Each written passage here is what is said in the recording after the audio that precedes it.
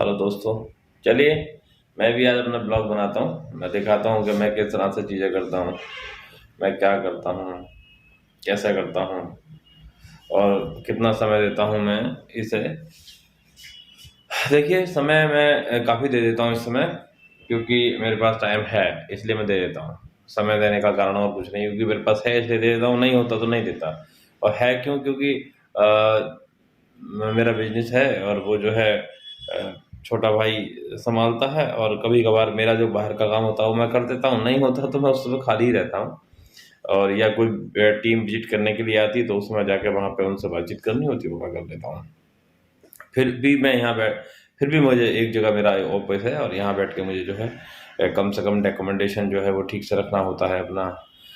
Filing ठीक करनी होती है अपनी सारी की सारी, प्लस यहाँ सीसीटीवी जो है लगे हुए हैं। मैं दिखा देता हूँ आपको सीसीटीवी जो है, ये यहाँ पर ये हमारा पूरा सेटअप लगा हुआ सीसीटीवी का।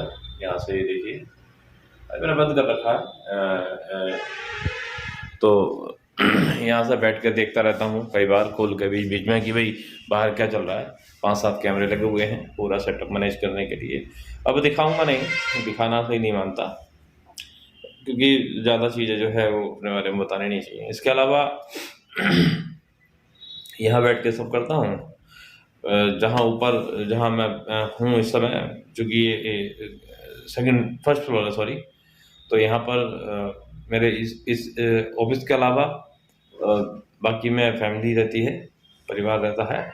कई बार उससे दिक्कतें भी होती हैं, आवाज़ आती है उनकी बहुत ज़्यादा, कई बार वीडियो में भी आ जाती है। और भी चीज़ें हैं, तो यहीं बैठ के मैं जो है अपना काम-धाम देखता हूँ, यहीं बैठ के मैं चीज़ें करता हूँ और जो है इसके अलावा पढ़ता हूँ। ये देखिए, मैं कुछ जो है अपने बीच में लगा रहता हूँ। ये मेरा जो है यहाँ पे एक टेबल रखा हुआ है, यहाँ पे मेरा सारा सामान पड़ा है और मेरी बुक्स वगैरह यहाँ पर रहती हैं, ये यहाँ पर पढ़ता हूँ। मुझे इंग्लिश पढ़ने का शौक ज़्यादा है, क्योंकि कभी मैं एक दौर था, इंग्लिश का सबसे कमज़ोर विद्यार्थी था। हाँ, बहुत कमज़ोर स्टूडेंट था। चश्मा मैं जो है बिना चश्मे के मोबाइल पे मैं काम नहीं कर पाता। वीडियो अक्सर मैं बिना चश्मे के बनाता हूँ, क्योंकि मैं फिर उसमें इसकी स्क्रीन पे नहीं देखता हूँ मैं, मेरा पॉइंट कुछ और होता है देखने का। पॉइंट पे सीधा ये जो पॉइंट होता है, यहाँ पर एक ये पॉइंट होता है, इस पॉइंट पे देखना होता है, इससे आई कॉन्टैक्ट बड़ी आसानी से हो जाता है। जैसे कि अपना चेहरा देख के कभी भी जो है बात नहीं करनी चाहिए, तो वो दिक्कत ही नहीं आती है। लेकिन अगर मुझे कुछ पढ़ना होता है मोबाइल में, तो फिर मुझे जो है ऐसी कंडीशन में यही करना होता है कि चश्मा लगाना पड़ता है, या मोबाइल पे कुछ पढ़ना है, कहीं और कुछ पढ़ना है, अदरवाइज़ दिखता भी नहीं है, दिक्कत आती है, क्योंकि जो नज़दीक की जो नज़र है वो वीक हो गई है। इसके अलावा जो है इंग्लिश इसलिए पढ़ते हैं हम, बात अधूरी रह गई थी, पूरी कर देता हूँ। हाई स्कूल तक अंग्रेजी बहुत वीक थी, इसलिए जो है हाई स्कूल 9th में ही जो है संस्कृत ले ली थी अंग्रेजी की जगह, और हाई स्कूल जो किया वो फिर संस्कृत से करा। पहली बार संस्कृत से किया था 1999 में। 98 में हाई स्कूल में मैं फेल हो गया था, जबकि पूरे मेरे मोहल्ले को, मेरे घर को, परिवार को, सबको ये आशा थी कि मैं पास हो जाऊँगा। हम लोग सरकारी स्कूल में पढ़ते थे और सरकारी स्कूल में जो है पास वही बच्चे को उससे उम्मीद किया थी जो बहुत पढ़ता था। तो हम काफ़ी पढ़ते थे, ठीक भी थे पढ़ने में, और मैं उस साल हाई स्कूल में पढ़ता था, हाई स्कूल के बच्चों को पढ़ाता भी था। जहाँ मैं रहता था वहीं पे कुछ बच्चे पढ़ने आते थे, उन्हीं को पढ़ा दिया करता था मैं। अच्छा था, नाम भी अच्छा था, लेकिन पता नहीं कैसे फेल हो गया। फेल होने वाले सब्जेक्ट का नाम था साइंस, विज्ञान और संस्कृत 2 में। अब अगले साल मैंने जो है थोड़ा-सा धक्का लगा था मुझे, मेरे लिए बहुत बड़ा शौक था वो, जब मैं हाई स्कूल में फेल हुआ था तब। तो उसके बाद में फिर मैंने तय कर लिया कि भई अब फेल तो नहीं होऊँगा, और निराश बिल्कुल नहीं हुआ था। 8 दिन सदमे में रहा था, 8 दिन तक मैं बैलेंस अपना बनाने, मुझे याद है आज भी कि मैं उस समय अपना ध्यान हटाने का जो है बहाना ढूँढता था। तो कभी पापा के साथ खेत पे आ गया, तो कभी कुछ, इस तरह से 8-10 दिन मेरे साथ ऐसा हो गया था। मैं आपको एग्ज़ाम्पल जो दूँगा ना, वो थोड़ा-सा मुश्किल होगा। जैसे कि घर में से कोई जो है चीज़ चली जाती है, मतलब कोई चीज़ आपकी बहुत पसंद की खो जाती है, चली जाती है छोड़ के आपको। आप समझ गए होंगे जो कहना चाह रहा हूँ, उस तरह का सदमा लगा था। 8 दिन के बाद में मैंने सुधरा, अपने आप को मैंने बैलेंस किया, एक आत्मशक्ति अपने आप ही आई, इस तरह की सोचा कि नहीं भई अब जो है फेल तो नहीं होना है, और जहाँ-जहाँ फेल हुए हैं उन्हीं पे काम करना है। तो फिर मैंने तय किया कि भई मैं फेल हुआ हूँ संस्कृत में। संस्कृत को तो मैं पसंद नहीं करता था, अंग्रेज़ी मुझसे आती नहीं थी बिल्कुल भी, उस समय तक पढ़नी भी नहीं आती थी हाई स्कूल तक, सच्चाई यही है। तो मैंने फिलहाल संस्कृत को उतना ही पढ़ा, रट्टा मार दिया उसका, इतना पेपर में आती है बिल्कुल एक सेलेक्टेड। और विज्ञान को मैंने जो है उधेड़ के बन दिया था, बुरी तरीके से। उसके तो मैं पीछे पड़ गया था। तो उसकी जो गाइड होती है ना गाइड, वो मैंने रट डाली थी सारी की सारी। मैं अपने पूरे चैप्टर से जो है ना एक क्वेश्चन बनाता था। उस क्वेश्चन को जो है कई तरह से बनाता था। उसका एक ही आंसर लिखता था। इस तरह से जितने भी चैप्टर थे उनके कुछ ही थे, कुछ भी आ जाए, कुछ पूछ लिखूँगा वही तय करके बैठा था और ऐसे ही करा था मैंने फिर। बड़ी अच्छी मार्किंग आई थी सब में। तो मेरे उस समय 52% नंबर लाया था मैं हाई स्कूल में, जब मैं पास हुआ था 99 में। बड़े अच्छे नंबर बनाए थे। इत्तेफ़ाक हाई स्कूल में ही मेरे 52 हैं और ग्रेजुएशन में मेरे 52 हैं। पीजी में मेरे नंबर जो हैं वो कम रह गए थे, तो पीएचडी करता मैं। मेरी पीएचडी इसीलिए छूटी या नहीं कर पाया क्योंकि मेरा नंबर 1 नंबर कम रह गया था, क्योंकि उस समय तक हमारी आर्थिक स्थिति डामाडोल हो गई थी। अब इस पीरियड में एक चीज़ छूट गई है, जब मैंने हाई स्कूल किया, जब मैं फर्स्ट ईयर में एडमिशन लिया, तो मैं जिस इंटर कॉलेज सरकारी इंटर कॉलेज में पढ़ता था, वहाँ पर जो है आर्ट थी, साइंस थी और कॉमर्स पहली बार आई थी। अब चूँकि मेरा हल्का-सा एक रुझान था बिज़नेस में जाने की ओर, तो मैंने कॉमर्स को प्रेफ़रेंस देना शुरू किया। लेकिन एक दिक्कत आ रही थी कॉमर्स के साथ-साथ कि भई कॉमर्स में जो किताबें होती हैं, बुक्स होती हैं, वो हिंदी में सही तरीके से नहीं हो पाती। इंग्लिश उनके लिए बहुत ज़रूरी होती है। एक ये चैलेंज था। दूसरा, संस्कृत का स्टूडेंट था, तो वहाँ पे जो है संस्कृत इंटर में नहीं थी। अब मैं कैसे करता, तो मैंने इंग्लिश ली फर्स्ट ईयर में और कॉमर्स भी ले ली। चैलेंज 2 थे। एक तो कॉमर्स की अंग्रेज़ी को समझना और पढ़नी तक नहीं आती, और फिर अंग्रेज़ी जो है इंटर में ले लेना। अब उसको मैंने फिर जो है सीरियस ले लिया बहुत ज़्यादा। इतना सीरियस ले लिया कि मैंने जो है हाई स्कूल में सॉरी फर्स्ट ईयर में ही मैंने हाई स्कूल का एक फॉर्म पड़ता है, वैकल्पिक विषय जिसे बोलते हैं, एक्सचेंज सिस्टम के थ्रू पड़ता है। तो उसमें मैंने फॉर्म भर दिया, उसमें सब्जेक्ट रखे थे इंग्लिश और कॉमर्स, तो हाई स्कूल का दोबारा फॉर्म भरा था। और वो भरने के बाद में मैं जो है लग गया तैयारी के। मैंने कक्षा 1 की किताब ली, टारगेट बनाया 8 दिन में इसको पढ़ डालना, रट्टा मार देना। कोई टाइम नहीं था सोने का, कोई उठने का, कोई जागने का, कुछ नहीं। हमारी एक मैं वो छपरा पड़ा हुआ था हमारे घर में सामने, और उसमें मेरा तख़त पड़ा था, वहीं बैठ के मैं शुरू हो गया था। मेरे पास हाई स्कूल की किताब वो फर्स्ट एक कक्षा 1 की, 2 की, 3 की, 4 की, 5 की, 6 की, 7 की, 8 की, 9 की, फिर 10 की।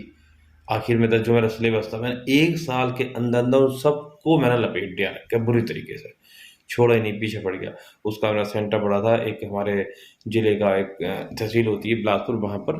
तो मैंने वहाँ पे इत्तेफ़ाक मेरे नंबर जो है हर जगह वही 52, पीछे नहीं छोड़ा 52 ने कहीं मेरा, वहाँ ही मेरे 52 नंबर आए इंग्लिश में, और 52 ही नंबर मेरे कॉमर्स में थे। ओवरऑल मेरे 52 ही नंबर बने अभी भी। तो ये 52 मेरे साथ जुड़ा हुआ है। मैं लकी ही मानता हूँ अपने लिए इसे। और मैं हमेशा कॉम्बिनेशन 52 7 5 + 2 बराबर हो जाता है 7, या 7 को मैं हमेशा ना मैं अपनी कोई भी डिजिट 7 पे जाकर रोकता हूँ। मैं बहुत ज़्यादा 7 के साथ प्रयोग बहुत करता हूँ। अब ये देखिए कोई इसके पीछे धार्मिक रीज़न नहीं है, बस ये तो मेरा एक जो है आप समझ लीजिए कि एक शौक समझिएगा इसको तो। तो इस तरह से करके फिर वो हाई स्कूल मैंने वहाँ किया, उधर फिर मैं जब मैंने कर लिया तो मेरी इंग्लिश उधर गई, तो उधर फिर इंटर की इंग्लिश फिर मैंने उस साल तो बहुत ज़्यादा ध्यान नहीं दिया था, और मेरे स्कूल ने भी मुझे टीचर्स ने मेरा सपोर्ट किया था मुझे। उनको पता था ये ऐसा-ऐसा कर रहा है। फिर मैंने जो है 1 साल, चूँकि 2 साल का सिलेबस 1 साल में पूरा करना था, तो फिर मुझे इंटर में इंग्लिश बहुत दबा के पढ़नी पड़ी थी। बहुत दबा के पढ़ी मैंने, और मेरे टीचर ने, एक इंग्लिश के टीचर थे, उन्होंने मुझे पैटर्न बता दिया था कि बेटा एक काम करो, चैप्टर का वही फ़ॉर्मूला अपनाओ जो तुमने साइंस के लिए अपनाया था। कि चैप्टर का एक ही आंसर लिखना है। पूरे चैप्टर को पढ़ो, समरी बना लो उसकी एक, और उसका एक आंसर तैयार कर लो, और इस तरह से उसको बनाओ कि कोई भी क्वेश्चन आ जाए आपको वही लिखना है, और मैंने वही करा। मेरी मार्किंग बड़ी ज़बरदस्त हुई थी। मेरे नंबर वहाँ भी अच्छे रहे थे इंग्लिश में, अच्छे नंबर लाया था उम्मीद में, और इस तरह से करके हाई स्कूल, उसके बाद फिर मैं बीकॉम मेरा रहा, फिर इंग्लिश मेरी ठीक हो गई थी, इतनी हो गई कि पढ़ने लगा था और हल्की-फुल्की लिखने में मेरी स्पेलिंग मिस्टेक होने लगी। अब इस चीज़ में ना, अच्छा एक और नेगेटिव पॉइंट है मेरे साथ, कि तब भी हिंदी मेरी वीक ही थी। हिंदी में बहुत अच्छी नहीं लिख पाता था। ये वीक पॉइंट मेरे साथ शुरू से रहा है, हिंदी इंग्लिश का दोनों का। और अगर आप कहें तो इस पर काम कर लो, दिक्कत करेगा आपके लिए, आपके भविष्य में रोड़ा अटकाएगा। खैर सुधार लिया हमने अपना। ये इंग्लिश का पार्ट तो मैंने ठीक ही कर लिया था। और फिर बीकॉम में आता हूँ। बीकॉम में आने के बाद में थोड़ा सा परिवार की तरफ प्रेशर आ गया कि भाई अब कोई देखो काम धंधा। उसके लिए फिर मैंने टाइपिंग सीखी, हिंदी की, इंग्लिश की, शॉर्ट हैंड भी थोड़ी सी करी और फिर तैयारी में लग गया। इस चक्कर में मेरा जो है बीकॉम पार्ट बनकर रिजल्ट खराब हो गया। फिर मैंने उसका इम्प्रूवमेंट भरा, इम्प्रूवमेंट मैंने अपने आप को ठीक करा।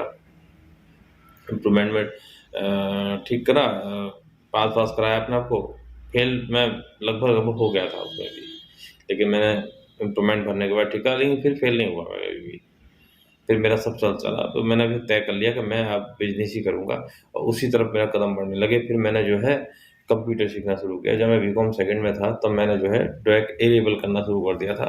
डायरेक्ट से department of electronic additional computer course एक होता है, 6 कॉम्प्लेक्स न्यू दिल्ली में उसका जो है हेड ऑफिस है।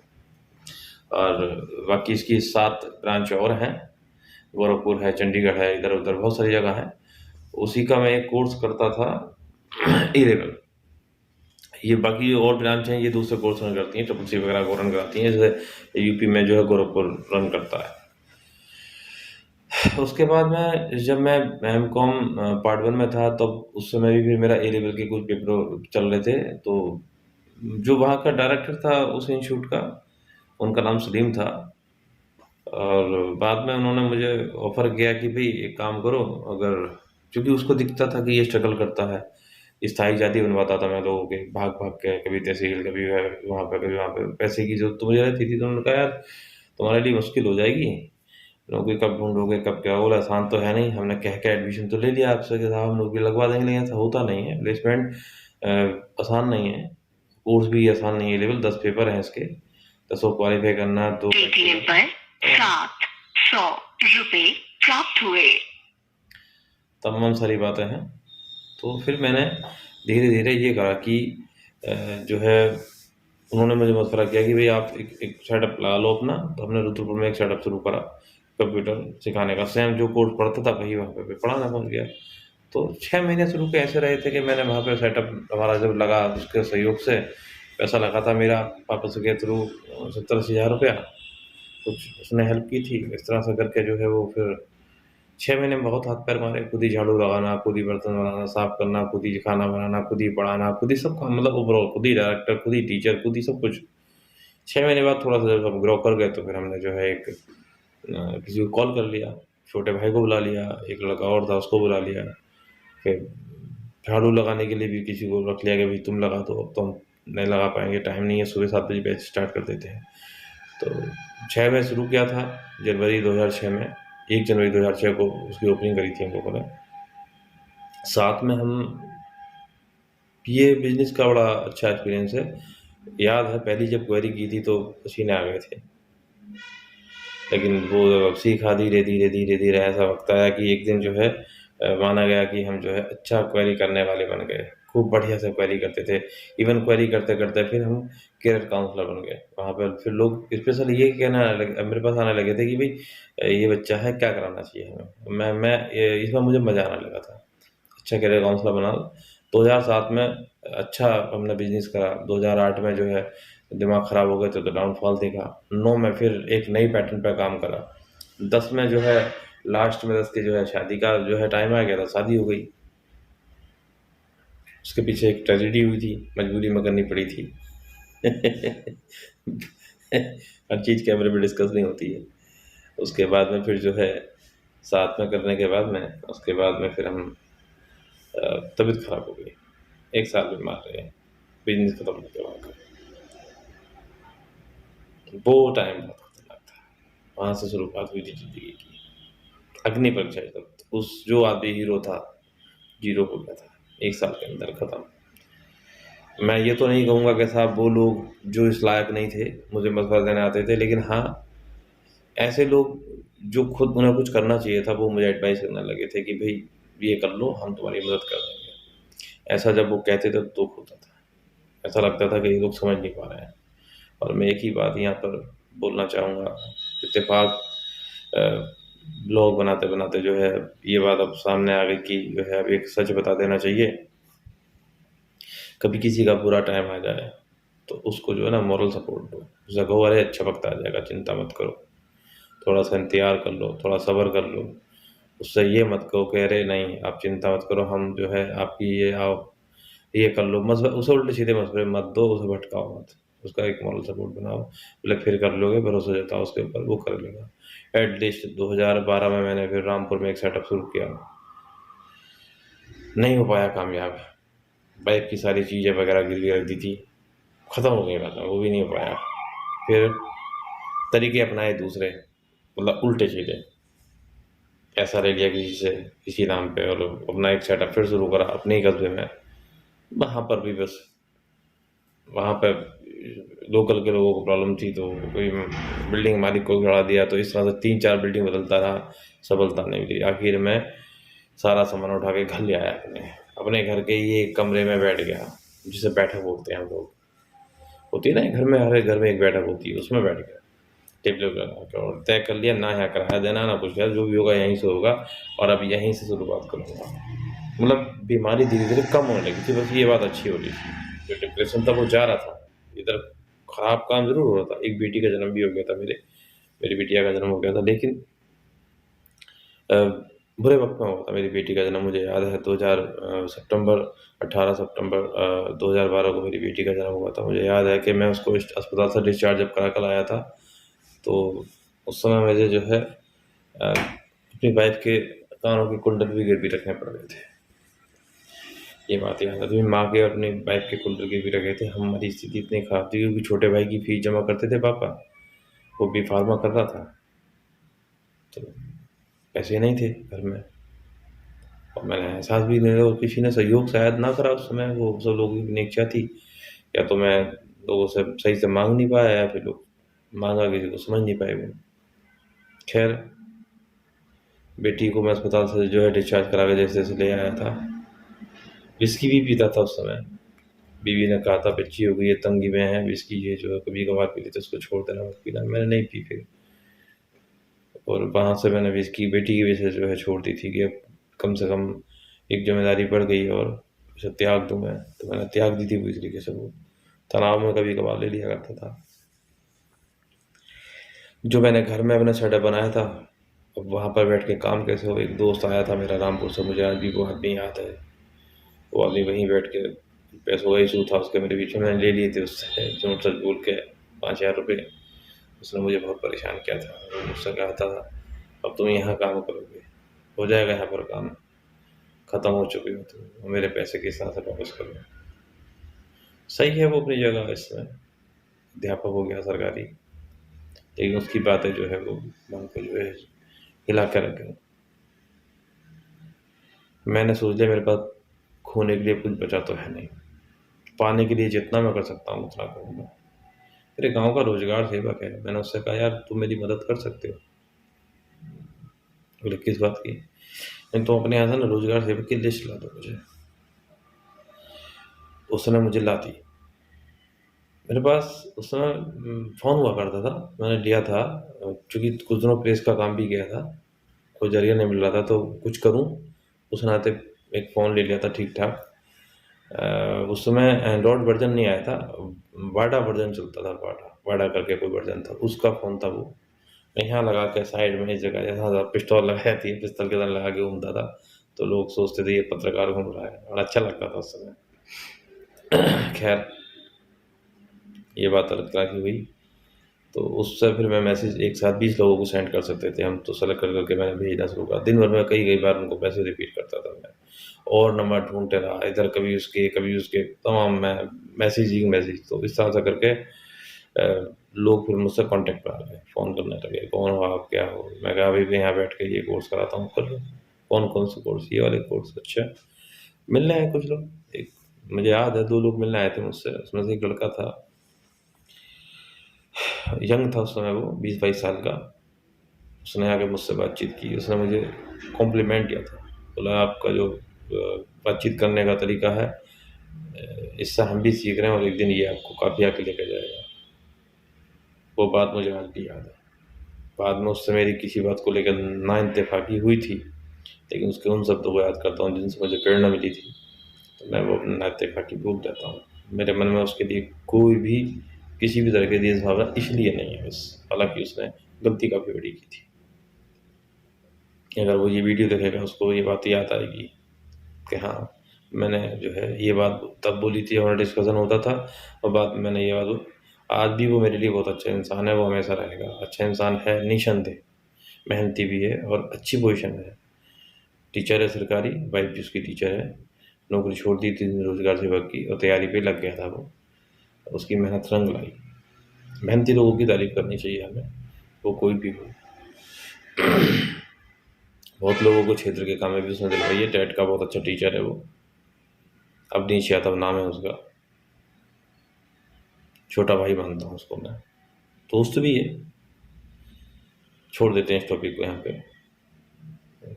जो है तो फिर उसके बाद मैं वहाँ पे जो है 2013 में मैंने ठीक-ठाक बिज़नेस करा। लोग जुड़ गए मेरे से। अपने नहीं जुड़े थे, प्रतिद्वंदी जुड़े थे, दुश्मन टाइप के जो लोग होते हैं ना, वो जुड़े थे। उन्होंने यकीन किया था मेरे ऊपर। तो देखो बिज़नेस में कोई दुश्मन नहीं होता, कोई दोस्त नहीं होता, सब अपने ही होते हैं। उन लोगों ने मुझ में थोड़ी आस्था जताई, मुझे यकीन किया। मुझे काम आया, तो पैसे कमाए, धीरे-धीरे ग्रो करने लगा। फिर एक अपॉर्चुनिटी आई, मेरे सामने चैलेंज आया, अगर इन्हें सैटिस्फाई अगर तुमने कर लिया, तो समझ लो तुम्हें बहुत बड़ा बिज़नेस मिलेगा। मैंने मीटिंग करा तो यार, मैंने मीटिंग की, एक होटल पड़ता है, वहाँ बैठ के मीटिंग की। और मीटिंग में उनको मैंने जो है फंडामेंटली सारी चीज़ें जो हैं, जितने उनके क्वेश्चंस थे क्रैश, वो सारे उनको मैंने सही आंसर दिए। वो सैटिस्फाई हुए, उन्होंने उठा के 150 फॉर्म मेरे सामने रख दिए, बोले ये फॉर्म रहे, पैसे इनसे ले लेना। जो मेरे साथ गए थे, इन्होंने मीटिंग कराई थी, उनके खाते में पैसे पड़े थे, क्योंकि उनके लिए फर्स्ट ये अननोन था, यकीन करना मुश्किल था। फिर उन्होंने जो है उन्हीं को पेमेंट दिया, बोले भई आप लो, हम तो नहीं इन पे यकीन कर पाएँगे। हुआ, काम शुरू हो गया, मैंने उनको काम दिया। इस तरह से करके हमने वो पैसा कमाया। फिर थोड़ी-सी हिम्मत आई, 2014 में पापा रिटायर हुए। फिर मेरे दिमाग में ये बात आने लगी कि भई पापा रिटायर हो गए हैं, 14 में हुए थे। मैंने उनको कहा पापा हमारे पास ऑन रोड हाईवे पे ज़मीन है, अगर हम ये पैसा इधर-उधर ना इन्वेस्ट करके वहाँ बिल्डिंग बना दें तो अच्छा रहेगा। 15 दिन में राज़ी कर पाया था उनको, बहुत लड़े थे मेरे से वो। बोले मैं तो प्लॉट खरीदता और तू पैसे बर्बाद करना चाह रहा है। हालाँकि उनका यकीन मुझ पे था, क्योंकि मैं तब तक थोड़ा बहुत कुछ कर चुका था। बोले क्या करेगा पापा? मैंने यही काम करूँगा, जो घर बैठ के करता हूँ। खैर, छोटे भाई का भी सहयोग था, उसने भी मेरा सपोर्ट किया था, तो वो बिल्डिंग बनी। हमने वहाँ काम शुरू किया। 2014 में डिजिटल इंडिया हो गया, हमारा काम खत्म हो गया। नहीं कर पाए हम फिर वो काम। फिर वहाँ पे हमने कॉम्पिटिशन की कोचिंग शुरू करी, क्योंकि रुद्रपुर में जब मैं कंप्यूटर इंस्टीट्यूट चलाता था, तो उस समय एक टीचर के साथ मेरा अनुबंध हुआ था, एग्रीमेंट हुआ था कि भई यहाँ पर हम कॉम्पिटिशन पढ़ाएँगे। उसने मेरे साथ ऐसा अनुबंध किया था, लेकिन वो कॉम्पिटिशन वहाँ पर अचानक छोड़ के, मम्मा बीमार हो गई थी शायद उसकी, छोड़ के जाना पड़ा था रुद्रपुर, तो वो नहीं पढ़ा पाया। 20-22 बच्चे थे, तो फिर मैंने तय करा लाओ मैं पढ़ाता हूँ। अच्छा ये था, मेरे से कोई चीज़ अगर नहीं आती थी ना, तो मैं उसको पढ़ के सही से सीख लिया करता था। तो पढ़ने वाले बच्चों को मैंने पढ़ा दिया था वहाँ पे। 20-25 बच्चों को मैंने साल भर तक जो है पढ़ाया। उसमें मैं खुद भी तैयारी करने लगा बैंकिंग की, तो 2000 मुझे याद है 2008-9 में फिर मैंने भी खूब पेपर दिए थे बैंकिंग के। अब बीमार हो गया, बहुत सारे कॉल लेटर मेरे आए, छूट गए, इंटरव्यू लेटर छूट गए, बहुत सारी चीज़ें हुई। एक लड़का जो मेरे साथ ही इंस्टीट्यूट में था, वो सेलेक्ट भी हुआ कैनरा बैंक में। और जब वो सेलेक्ट हो सकता, मेरा स्टूडेंट था, तो मैं क्यों नहीं होता? मैं भी हो जाता, लेकिन मैं नहीं हो पाया, क्योंकि मैं बीमार हो गया था। मुझे नहीं पता मेरा कौन-सा कॉल लेटर आया है, कौन-सा जॉइनिंग लेटर आया है, कुछ नहीं पता मुझे। एड्रेस वहीं का देता था। और वहाँ पे जो बंदा आता था, जो मेरा नाम का कोई भी लेटर आया, फ़ौरन से पहले उसमें आग लगा देता था, जहाँ तक मुझे सुनने में आया है। तो पता नहीं उसने क्यों करा ऐसा, वो जाने। बाद में और भी चीज़ें हुई थी। तो इस तरह से करके धीरे-धीरे जो है फिर यहाँ पर हम आए, डिजिटल इंडिया हुआ, हमारा काम खत्म हो गया, कोई इंस्टीट्यूट शुरू करा, इंस्टीट्यूट वो कुछ चला, कुछ नहीं चला, जैसे-जैसे टाइम काट रहे थे, अपने आप झाड़ू लगाना, अपने आप पढ़ाना, ये सब देखते। लोग कहते भी थे, "यार झाड़ू लगाते हो, क्या अच्छा लगता है?" मुझे इन चीज़ों से फ़र्क नहीं पड़ता, मैं अपनी चाल अपने तरीके से चलता हूँ। मैंने तो अपने घर के सामने जब वो बनाया था अपने बैठक में, ऑफ़िस में, तब भी झाड़ू लगाता था, मेरी मज़ाक तब भी बनती थी। क्या ड्रामेबाज़ी करता रहता है, ये झाड़ू लगाता, सुबह उठ के पानी छिड़कता, ये करता, वो करता, यहाँ कौन आ रहा है? मैंने बिज़नेस करा, मुझे पता था। झाड़ू लगाने से मुझे कोई ऐतराज़ नहीं है, खाना बनाने से मुझे कोई ऐतराज़ नहीं है, पैदल चलने से कोई ऐतराज़ नहीं है। तो भाई कोई इंसान कहता है कि हम तो फ़कीर आदमी, थैला उठा के चल पड़ेंगे, लेकिन मैं सही बताऊँ, मैं खुद को फ़कीर ही मानता हूँ। मैं फ़कीर टाइप का ही हूँ, जब मर्ज़ी थैला उठा के चल पड़ूँ, अपना तो वही किस्सा है। तो इस तरह से करके जो है वो चीज़ें हुईं।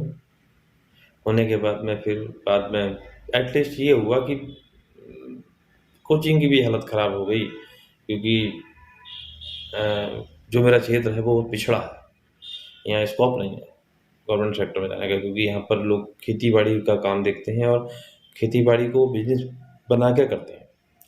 तो वो पहले उसका करते हैं, बाद में दूसरी चीज़ें करते हैं, जबकि उल्टा होना चाहिए कि पहले पढ़ाई, बाकी चीज़ें, लेकिन ऐसा यहाँ माहौल नहीं है। गरीबी समझ लीजिए, तंगाली समझ लीजिए, जो भी कारण है। मज़ा नहीं आ रहा था एटलीस्ट कोचिंग में, तो वो कोचिंग हमारा बस खर्चा पानी लायक जो है वो चल पाता था।